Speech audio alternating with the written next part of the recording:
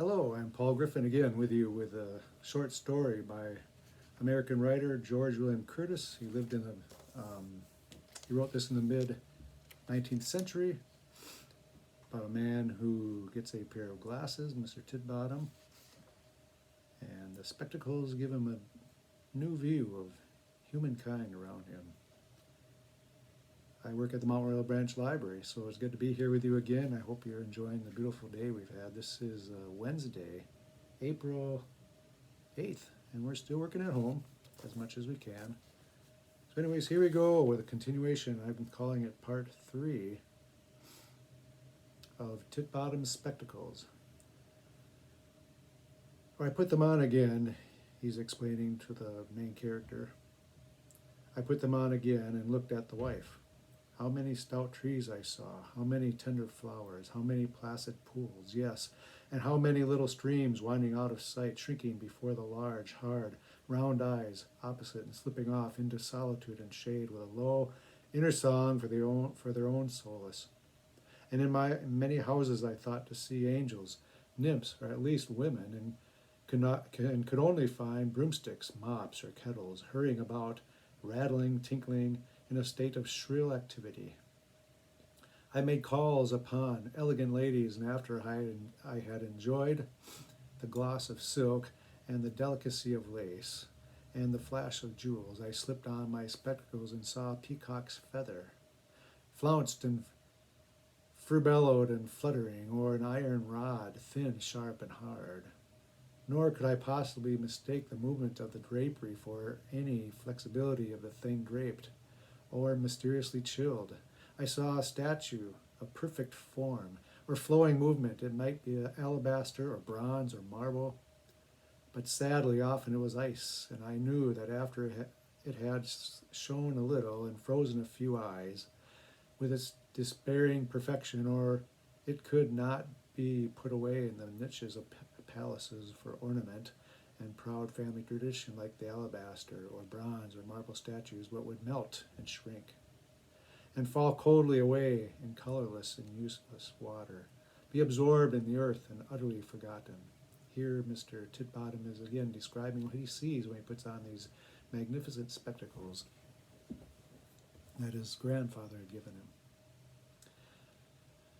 But the true sadness was rather in seeing those who, not having the spectacles, thought that the iron rod was flexible and the ice statue warm.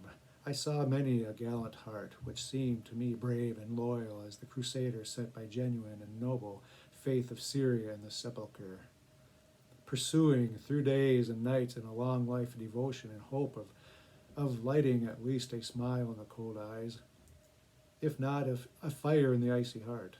I watched the earnest, enthusiastic sacrifice.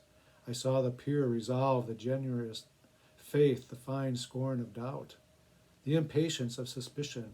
I watched the grace and ardor, the glory of devotion through those strange spectacles. How often I saw the noblest heart renouncing all other hope, all other ambition, all other life than the possible love of someone of those statues. Ah, me, it was terrible, but that they had not the love to give. The Persian face was so polished and smooth, because there was no sorrow upon the heart, and drearily often no heart to be touched. I could not wonder that the noble heart of devotion was broken, for it had dashed itself against a stone. I wept until my spectacles were dimmed for that hopeless sorrow. But there was a pang beyond tears for those icy statues. Still a boy, I was thus too much a man in knowledge. I did not comprehend the sights I was compelled to see. I used to tear my glasses away from my eyes and, frightened at myself, run to escape my own consciousness. Reaching the small house where we had lived, I plunged into my grandmother's room and, throwing myself upon the floor, buried my face in her lap and sobbed myself to sleep with premature grief. But when I awakened and felt her cool hand upon my hot forehead, and heard the low, sweet song, or the gentle story, or the tenderly told parable from the Bible with which she tried to soothe me, I could not resist the mystic fascination that lured me. As I lay in her lap, I to steal a glance at her through the spectacles.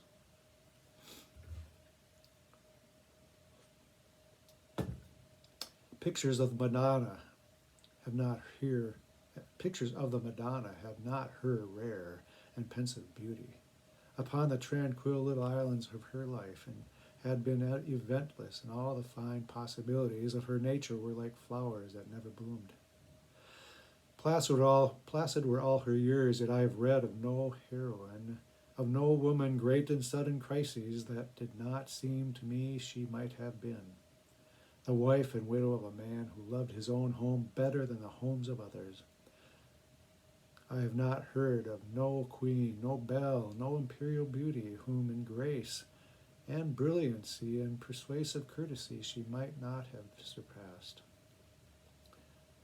Madam, said Titbottom, said Titbottom to my wife, whose heart hung upon his story, your husband's young friend, Aurelia, wears sometimes a camellia in her hair, and no diamond in the ballroom seems so costly as that perfect flower which women envy, and for whose least and withered petal men sigh. Yet, in the tropical solitudes of Brazil, how many a camellia bud drops from a bush that no eyes have ever seen, which, had it flowered and been noticed, would have gilded the hearts with its memory.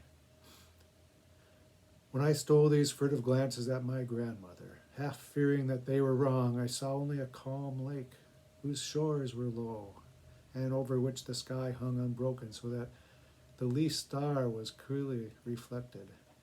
It had an atmosphere of solemn twilight tranquility, and so completely did its unruffled surface bend with its cloudless, star-studded sky, that when I looked through my spectacles at my grandmother, the vision seemed to me all heaven and stars. Yet as I gazed and gazed, I felt that what stately cities might have been built upon those shores, and have flashed prosperity over the calm, like coruscations of pearls. I dreamed of gorgeous fleets, silken sailed and blown by perfumed winds, drifting over those depthless waters and through those spacious skies. I gazed upon the twilight, the inscrutable silence, like a God-fearing discoverer upon a new and vast and dim sea, bursting upon him through forest glooms, and in the fervor of whose impassioned gaze a millennial and poetic world arises, and man need no longer die to be happy.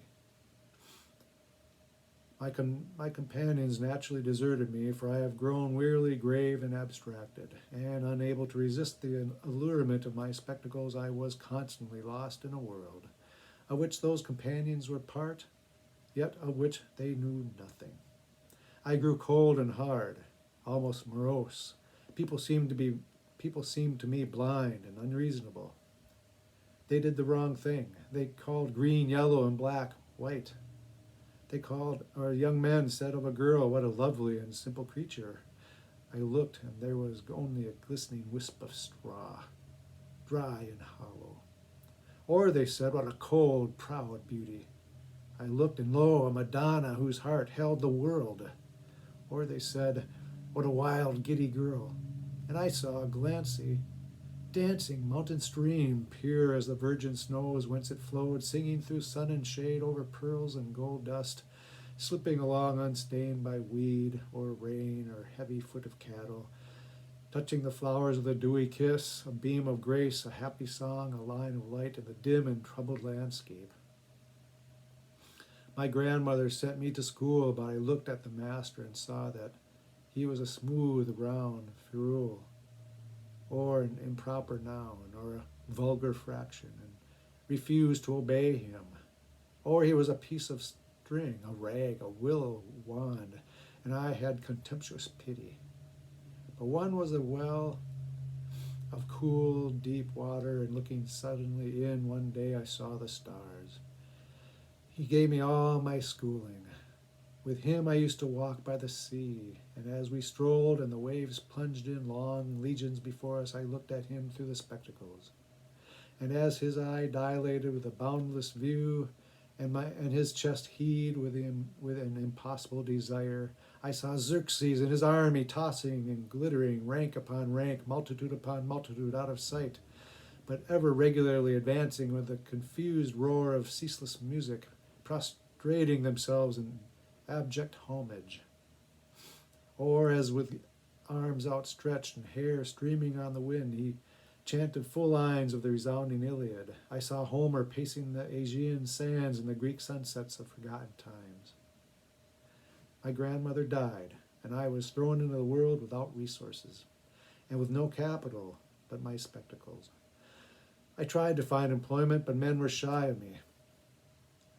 There was a vague suspicion that I was either a little crazed or a good deal in league with the Prince of Darkness. My companions, who would persist in calling a piece of painted muslin a fair and fragrant flower, had no difficulty.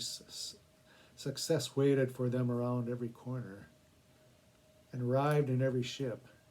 I tried to teach, for I loved children, but if anything excited my suspicion, and putting on my spectacles, I saw that I was fondling a snake or smelling at a bud with a worm in it, I sprang up in horror and ran away. Or if it seemed to me through the glasses that a cherub smiled upon me, or a rose was blooming in my buttonhole, then I felt myself imperfect and impure, not fit to be leading and training what was so essentially superior in quality to myself. And I kissed the children and left them weeping and wondering. In despair, I went to a great merchant on the island and asked him to employ me. "My young friend," said he, "I understand that you have some singular secret, some charm or spell or gift or something, I don't know what, or which people are afraid. Now you know, my dear," said the merchant, swelling up and apparently prouder of his great stomach than of his large fortune, "I am not of that kind. I am not easily frightened. You may spare yourself the pain of trying to impose upon me. People who propose to come to time before I arrive are accustomed to arise very early in the morning," said he, thrusting his thumbs in his armholes of his waistcoat and spreading the fingers like two fans upon the bosom. "I think I have heard something of your secret. You have a pair of spectacles. I believe that you value very much because your grandmother brought them as a marriage portion to your grandfather. Now, if you think fit to sell me those spectacles, I will pay you the largest market price for glasses. What do you say?" I told him that I had not the slightest idea of selling my spectacles. "My young friend means to eat them, I suppose," said he, with a contemptuous smile. I made no reply, but was turning to leave the office when the merchant called after me, "My young friend, poor people should never suffer themselves to get new pets. Anger is an expensive luxury in which only men of a certain income can indulge. A pair of spectacles and a hot temper are not the most promising capital for success in life, Master Titbottom." I said nothing, but put my hand upon the door to go out, when the merchant said more respectfully, "Well, you foolish boy, if you will not sell your spectacles, perhaps you will agree to sell the use of them to me. That is, you shall only put them on when I direct you and for my purposes." "Hello, you little fool!" cried he impatiently, as he saw that I intended to make no reply. But I had pulled out my spectacles and put them on for my own purposes and against his direction and desire. I looked at him and saw a huge, bald-headed wild boar with gross chops and a leering eye, only the more ridiculous for the high-arched, gold-bowed spectacles that straddled his nose.